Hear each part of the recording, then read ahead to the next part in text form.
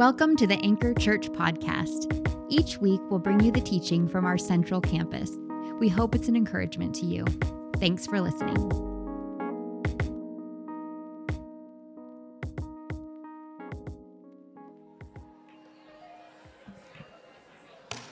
First off, you look great. Props. It's the first weekend of August. You could be anywhere, but you're here. Well done. Well done. Good job. You did that. You look great. Yes, clap for yourself. Well done. You got out of bed. So I hope your summer has been good. We bought a lizard at the Bluhm house. Yes, we did. My 8-year-old gave me a presentation with many pamphlets that he picked up at the local Petco. So I finally caved and got him a lizard since he doesn't play sports. And I'm like, this is your thing. This is your thing. Let this be your whole personality. Also, this summer, you guys, I'm just going to give it to you straight. I started buying my clothes at Costco. It happened. Now, here's the thing. That's my whole personality now.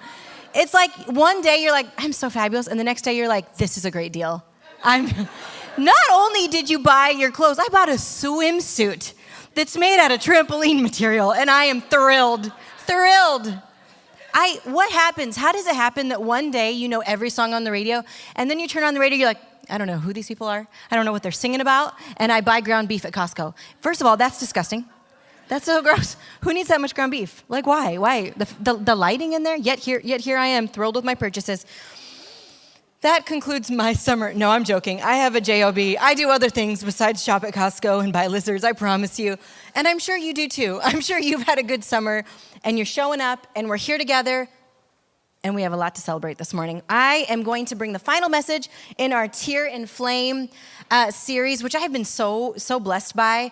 Paul's letter to Timothy. We are taking this glorious ancient letter from a mentor to a mentee, and we're going to stretch it, squeeze it, mold it to get all that we can glean from it. And there really is so much. And in this final passage that we're going to cover, it's kind of this final hurrah of instructions that Paul is giving Timothy. And it's this kind of big crescendo of like, we want everyone to know how good Jesus is. This is the whole kit and caboodle. We want everyone to know that Jesus is gentle and kind and for all of us. Like that's the big message of it. That's everything. And it got me thinking of this idea that we want everybody to hear. So all may hear is the title they told me I had to preach on. And when I was thinking about this, like, well, who lived their life so beautifully to me that I couldn't deny how good God was? Who was the first person in my life that wasn't weird? They definitely weren't a jerk, and they were so kind that the fruit of the Spirit could nourish me. And I was in 7th grade, and it was this couple in their young 20s, and they just showed up for this ragamuffin group of kids from broken homes. They came to our sporting events, which let me tell you what, you want to go see C-string in a 2B school in the middle of nowhere? That is love, okay? You don't just do that with your time. That is 90 minutes you will not get back. They would be so faithful to show up for our birthdays and take us out to coffee and ask us how we were doing. They loved us so well. They were so convinced that we were lovable that we started to believe it. And it was so ordinary. It wasn't this like, you're amazing, everything's amazing. No, they didn't gas us up. They were like, you are loved as you are. And we're going to show it to you. We're going to show you what love looks like. More verb, less noun. And I recently reconnected with this couple. I ran into them on a flight. I was for work. I was going to Minneapolis, and I'm sitting there, and I just like point as they're walking by. You know, we're still masking on flights, which please do. That's gross up there, man. I don't want to breathe your air. Nasty. They were walking to me. They had their masks on, but I recognized them because they look great. And as they're walking, and I was like, oh my gosh. And we were going to the same place. We were going to the same conference, and so we ended up getting to spend the whole weekend together, just catching up. And hadn't seen them since my wedding, so about 15 years. And it was so amazing. And since then, they have continued to pursue us and show up again. They got kids in college, and love us well again. And in a completely different season. I'm not a pimply middle schooler. Actually, I had great skin in middle school. I just want to say, you guys flawless. It was great. I now have a pimple in the middle of my forehead, so it's coming back to get me now, but great back then. And they are taking our kids camping for a couple days, which we don't have people in our life to pawn our kids off on. So that is a great ordinary blessing that we are so thankful for. And once again, just showing up and feeding us, showing up and loving our kids. And they were in the ministry when I met them, and now they're not. She's a therapist, and he works for the Department of Defense. So definitely swing from the ministry to a completely different line of work, missiles. But it is so beautiful to be loved well. It is so beautiful when somebody models the kindness of Jesus that it radically transforms your whole life. Now I was in 7th grade when I met them, as I said, and I have a 7th grader now. And the legacy of goodness and faith and gentleness and just genuine love that they've left in my life is not lost on me. And as I see it in my kids, it's so, so, so beautiful. So as we talk this morning, I want you to think about who first loved you well, who first was so convinced that everyone needed to know the goodness of Jesus that it even caught you. Because that's the invitation that Paul is giving Timothy here, this community and kindness all rolled into one. So I'm going to read from 2 Timothy chapter 4, 9 through 22. And I just want to give a little disclaimer, ladies and gentlemen, that before I do, these mothers picked beautiful names for their children. Okay? Gorgeous names. I will pronounce them in a way that makes sense to myself and what I have Googled. Okay? Don't worry, it was a site of commentaries. But nevertheless, she persisted. Here we go. 2 Timothy 4, 9 through 22. Paul writes, "Do your best to come to me quickly." Here he is in prison in chains, writing. "For Demas, because he loved, has deserted me. Thessalonica. Crescens has gone to Galatia, and Titus to Dalmatia. Only Luke is with me. Get Mark and bring him with you. He's helpful to me in my ministry. I sent Titius to Ephesus. When you come, bring the cloak that I left with Carpus and Troas, and my scrolls, especially the parchments." Notice the practical and the sentimental. He's like, I need a coat. And bring the scrolls. Bring those writings. These are precious to me. So good. Verse 14, "Alexander the metalworker did me a great deal of harm. The Lord will repay him for what he has done. You too should be on your guard against him because he strongly opposed our message. At my first defense, no one came to my support, but everyone deserted me. May it not be held against them." Verse 17, here's our linchpin. "But the Lord stood at my side and gave me strength so that through me this message might be fully proclaimed and all the Gentiles might hear it. And I was delivered from the lion's mouth. The Lord will rescue me from every evil attack and will bring me safely to his heavenly kingdom. To him be glory forever and ever. Amen. Greet Priscilla and Aquila." Since I have the microphone, please note that is a woman's name first. "And the household of Onesiphorus. Erastus stayed in Corinth, and I left Trophimus sick in Miletus. Do your best to get here before winter. Eubulus greets you, and so does Pudens, Linus, Claudia, and all the brothers and sisters. The Lord be with your spirit. Grace be with you all." So there's so much instruction. Hey, go check on them. Bring me my coat. Bring me my scrolls. Be wary of these people. Set up some boundaries. There's so much instruction here. There's so much juicy, juicy goodness. But the first thing I want to point out in the whole first part of this passage is this double edge of community that we find. Some people are going to stay. Some people are going to go. Some people are going to go the distance. It's okay. It's okay. Don't hold it against them. This isn't always going to look how it is going to look in a year from now or 2 years from now or 10 years from now. People change, people evolve, people move, people do their thing. There's dissension. You could tell who he was getting along with and who he wasn't. I'm sure he was a very nice guy and never spoke curtly ever, right? No, I'm sure he upset people too, right? So this idea that, hey, this isn't always going to look good. This might get a little hairy at times. Now, I think for those of us who maybe struggle with some hypervigilance in faith spaces after church trauma, this speaks to us. Being like, this isn't always going to go well. This could go sideways on occasion. But don't let it build resentment. Don't let it define you. Understand that this is part of life. I think for some of us, when we have had harm in a faith space, it's very hard for us to see past somebody's own anecdotal choices and our understanding of the divine. But we must be able to step back and look at our resentment for what it is, for what's happened to us, or the choices we've made, and then having to live with those choices. No one wants to live out a story that they didn't want to write. But when we find ourselves in those places and we find ourselves in community, we understand this isn't going to be perfect, and I'm not perfect either. Within it, there is an invitation for self-assessment. To check ourselves emotionally, relationally, spiritually. Do we want to be somebody that we want to hang out with, that we want to be with in community? Are we giving off vibes that we don't want to be giving off? Is our fruit of the Spirit nourishing to another, or is it bitter to the taste? Henry Nouwen, the great theological thinker, says this: however, community is first of all a quality of the heart. It grows from the spiritual knowledge that we are alive not for ourselves, but for one another. Community is the fruit of our capacity to make the interests of others more important than our own. The question, therefore, is not how can we make community, but how can we develop and nurture giving hearts? Because again, it's going to be hard either way. So how can we have a posture that honors another and doesn't demonize another? Because when there's that ebb and flow of community, when there's that double edge of community, if you will, you have to work pretty hard to not be bitter. You have to work pretty hard to not be bitter. It's so easy. It's such low-hanging fruit. Such low-hanging fruit.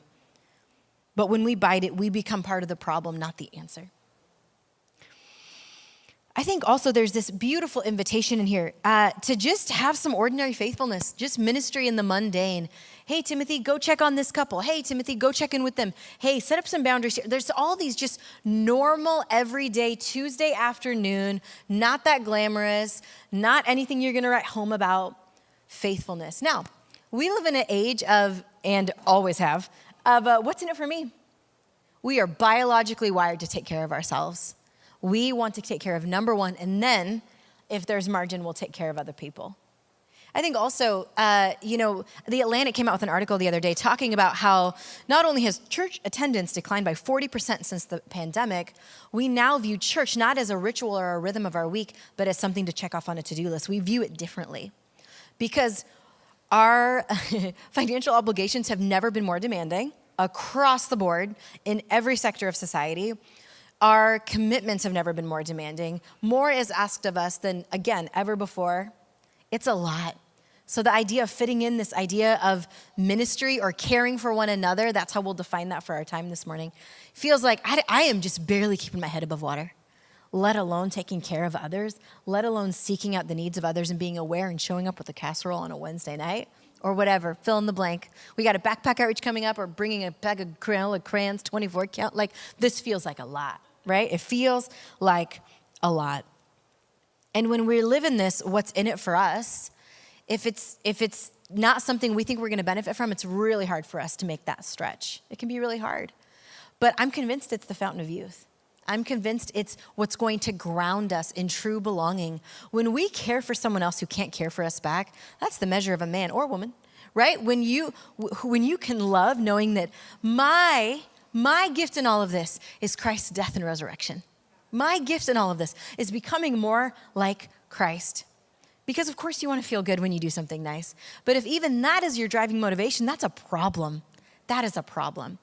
And we're more obsessed with changing the world than ever, that we can be a little bit skewed on what it looks like to just have this mundane, everyday way of caring for something. And that was never what was glorified in the scriptures. What was held as an example was just fruitfulness, not success. 100 years ago, there was approximately this many books written on how to change the world. In the 80s, several thousand. Today, there's about 1 million books on the market today of how you can change the world. Now, if you're a woman, they're in the self-help section. If you're a man, they're in the business section, right? But nonetheless, we are obsessed with the idea of changing the world because we want to be somebody great. But what the invitation here that Paul is telling to Timothy, and Paul's been doing ministry for about 30 years at this point. He's like, man, if you could just stay faithful like on a Wednesday night or like a Friday morning and just love people and not be an absolute jerk, that would be a great place to start. Like, it doesn't have to be all fancy. It's just genuinely showing up, even if it's costly. Even if it's costly. One of my favorite examples of this in modern history, and one I just can't get over is Ruth Beckford Smith. In January 1969, she was asked by her pastor at St. Augustine Church in Oakland, California, if she would start coming in early and use up the church kitchen and make breakfast for community children who were super hungry on their way to school. And these kids were going out without breakfast, sometimes without lunch, and she said yes. She wasn't on the payroll. She didn't get a stipend. She did this for the love of the game. She did this because she genuinely loved people, and she understood what ordinary faithfulness looked like. So she got other church mothers and other neighborhood mothers to join her. They started knocking on doors, pre-internet people, pre-internet. There was no Facebook posts, no GoFundMe. Going to local grocers and the Elks Club and organizations, procuring food and donations. And you know what it's like when a mom's asking you for a donation, you're like, you're not gonna turn me down, are you, right? Like, you're gonna give this. I'm trying to feed some babies. You're gonna tell me you're not gonna feed the babies for breakfast, you know? So needless to say, they were effective, right? They procure all this food and off they go. By the end of the year, they served 20,000 students, them and chapters all over the nation. And they were part of the Black Panthers. And it was their passion, and they were devout women of faith. And they were so passionate about making this happen. At the end of that year, the governor of California said, you have fed more children than the whole state of California has. And the beginning of that next year, J. Edgar Hoover, who was the head of the FBI, said this is the greatest threat to American democracy. These church mothers feeding breakfast for their children. That is the greatest threat to American democracy, is mothers who are faithfully showing up in their community. Ordinary, mundane way. Getting up at 6 a.m. to cook grits and oats and a hot meal. They weren't phoning it in. It was a nice breakfast. And the school districts were like, we can't thank you enough. You're changing the trajectory of our days. We can teach. This is just, it's been amazing. And the FBI was like, not on our watch. So with the power of the United States government, they started calling all these grocers and saying that don't donate, they're doing horrible things, called the schools and said these women are poisoning your children. And so within a couple of years, it was almost completely died out. They took to raids of the churches while kids were eating in the morning. And I mean, just crazy, crazy stuff. We're talking about 6 and 7 and 8-year-olds who just need to go to math and science. And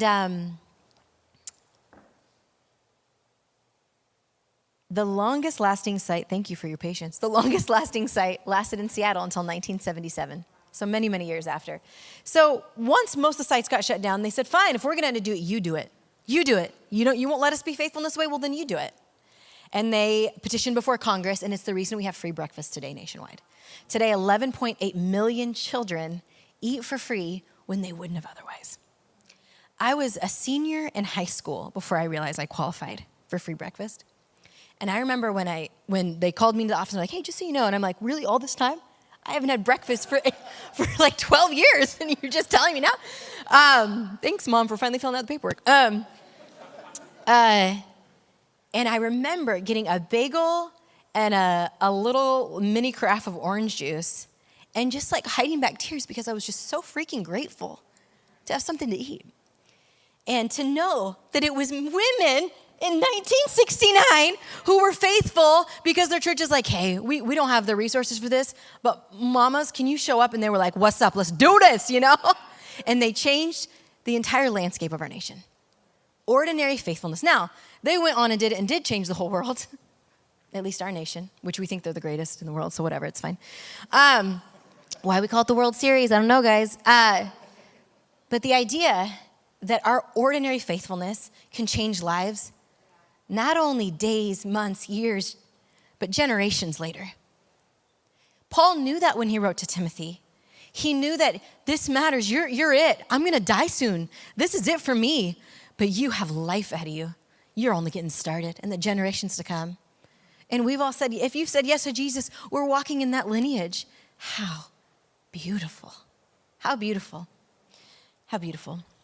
So, but then, there also is there's a little bit of warning here too that Paul gives Timothy, and I love it because it's an invitation for boundaries. There's this posture toward enemies that he addresses. He talks about Alexander the metal worker. I love he's like, the metal worker, like the idea, like you have to feel like there's some sort of burn that he was trying to sneak in there. Like, no, No, he wasn't. But scholars suggest that Alexander perhaps was an informer to the government of these radical Christians, these Christians who would gather from different geopolitical and socioeconomic standings and different caste systems and men and women in the same room talking to each other. How wild. How wild. So it's suggested that that's perhaps why Paul felt so betrayed. And he's saying, don't hold it against him, but don't let him in. What wisdom. And I think in our binary of somebody's good or somebody's bad, no, there's nuance here. This is somebody that, yes, bless them as they go, but and forgive them, but reconciliation, forgiveness, it doesn't invite you to put yourself back in a place of harm. Come on, it doesn't invite yourself to put where you could be hurt again. That's not healthy. And Paul's saying, don't do that. Don't put yourself in a place where you're going to get hurt. Be wise enough to know where to be and who to be. Now, obviously, in our closest relationships, we want reciprocity and mutuality, 100%, non-negotiable. But there's going to be people in spaces where, yes, you know them, you coexist, but it doesn't mean you entertain all the love in the world. And I think depending on your faith tradition, perhaps you were taught to be nice at the expense of being kind. That we think, no, we just got to love everybody, do everything, and allow everything. There's a lack of generous authority, a lack of generous power that we practice when we aren't willing to have boundaries that protect the many and understand the place of the few that don't have access.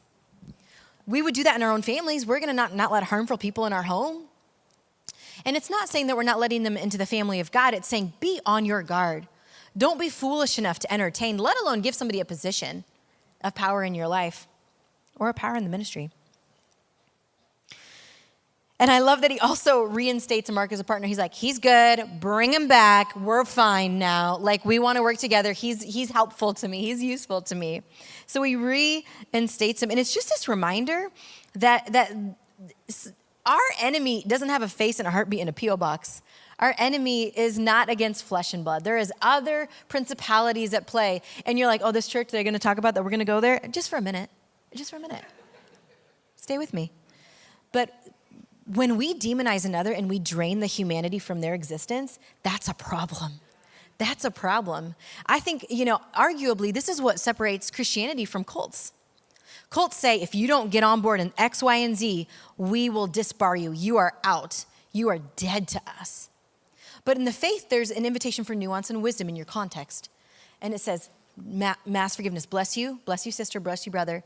But I also want to be wise and operate in responsibility and care for how we're moving this message forward because it matters.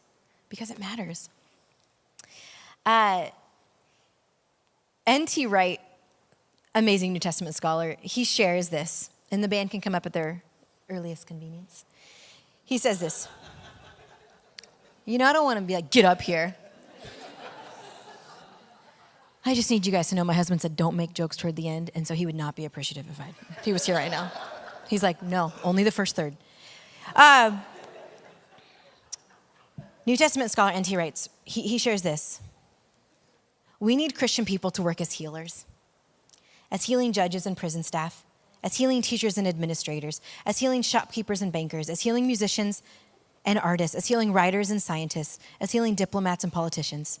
We need people who will hold on to Christ firmly with one hand and reach out the other with wit and skill and cheerfulness, with compassion and sorrow and tenderness to the places where our world is in pain. We need people who will use all their God-given skills to analyze where things have gone wrong, to come to the place of pain and to hold over the wound, the only medicine which will really heal, which is the love of Christ made incarnate once more. Your smile and mine, your tears and mine, your patient analysis and mine, your frustration and mine, your joy and mine. Paul's instruction to Timothy is one that we can all heed. It's one that we can all glean from and find ourselves in the story. There's no one else coming. It's us. We're the plan. C team, B team, A team, whatever you consider yourself, we're it. When we think of the hardest parts of life or the hardest parts going on in someone else's season, and we're like, oh, and he's like, get in there. Like, you're up, girl. You're up, guy. It's you. It's so easy to be preoccupied with our own thing that we can't see beyond ourselves. The fog of our own creation. and we miss the greater invitation. We miss what life is truly about. Loving deeply, loving well, so all may hear. Let's pray. Jesus, thank you for who you are. Thank you that you're still the best. You're still our greatest plan A. So as we prepare for communion, and it's an invitation for those who've said yes to Jesus, are invited to partake, or if you are saying yes to Jesus this morning, you're like, I want to start this journey. You're burning the ships behind you. There's no backup plan. Then we invite you to partake in communion with us, to remember his body and blood, his sacrifice, so we could have new life. Him serving as the collateral damage so we wouldn't have to. Oh, Jesus, thank you. Thank you. Be with us now.